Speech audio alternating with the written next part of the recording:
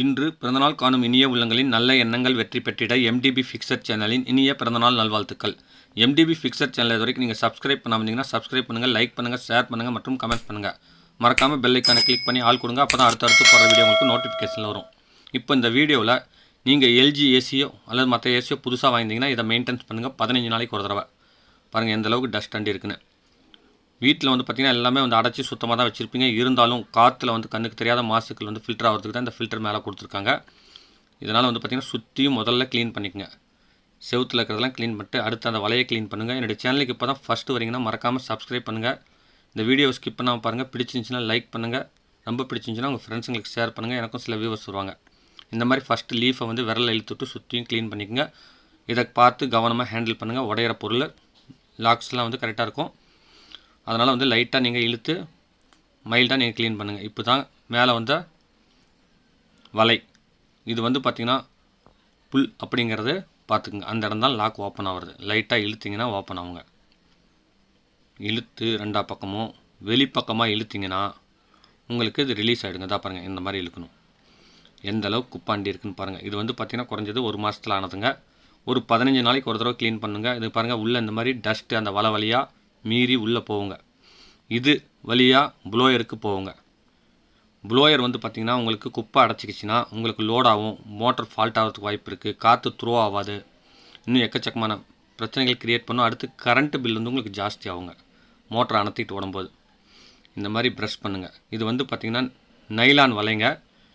பார்த்து கவனமாக ஹேண்டில் பண்ணுங்கள். ஆனால் அவ்வளோ சீக்கிரம் கிளியாது, ஹெவியாக தான் கொடுத்துருப்பாங்க. நாம் ஹேண்டில் பண்ணுறதை பொறுத்து தான் அதோடைய லைஃப். எல்லாம் பார்த்திங்கன்னா நல்ல நைஸான ப்ரஷ்ஷில், சாஃப்டான ப்ரஷ்ஷில் இந்த மாதிரி க்ளீன் பண்ணிக்கோங்க. க்ளீன் பண்ணோன்னு பாருங்கள் மேலே ஒரு 10-15 கிராம் பக்கமாக குப்பை வருதுங்க. ஆனால் கிராம் வெயிட் கம்மியாக இருக்கலாம். ஆனால் இது பார்த்திங்கன்னா நல்லா துணி மாதிரி அப்ளை ஆகிருக்குங்க. இந்த மாதிரி பார்த்திங்கன்னா மேலே பார்த்திங்கன்னா காற்று ஓடும்போது கீழே வருது. இந்த படிஞ்சிருக்கு பார்த்திங்களா, அது மாதிரி இருக்கிறது தான் காயிலில் போய் படியும். இந்த காயிலில் படிக்கிறது தான் ப்ளோயரில் போய் அடைச்சிக்கிச்சின்னா உங்களுக்கு காற்று த்ரோ ஆகாது, ஏசி கூலிங் சரியாக கொடுக்காது, சீக்கிரத்துக்கு கூலிங் ஆகாது, கரண்ட் பில்லு வேஸ்ட்டு, காசுக்கு கேடாக ஓடிட்டுருக்கும். இந்த மாதிரி இந்த வலையை சுத்தமாக ப்ரஷ் பண்ணிவிட்டு அடுத்து ஃபோர்ஸாக தண்ணியை திறந்து நீங்கள் அலசி கொஞ்சம் நேரம் காய வச்சுருங்க. அதுக்கு அடுத்தது ஷாம்பு தண்ணிலையோ அல்லது பார்த்திங்கன்னா கிளாஸ் கிளீனர்லையோ அதை க்ளீன் பண்ணி பார்க்குறதுக்கு நீட்டாக வெள்ளையாக வச்சுக்கோங்க. இல்லைனா பார்த்திங்கன்னா மஞ்சள் கட்டிடுங்க. இது க்ளீன் பண்ணுறதுனால தான் உங்களுக்கு ஏசி அழகு.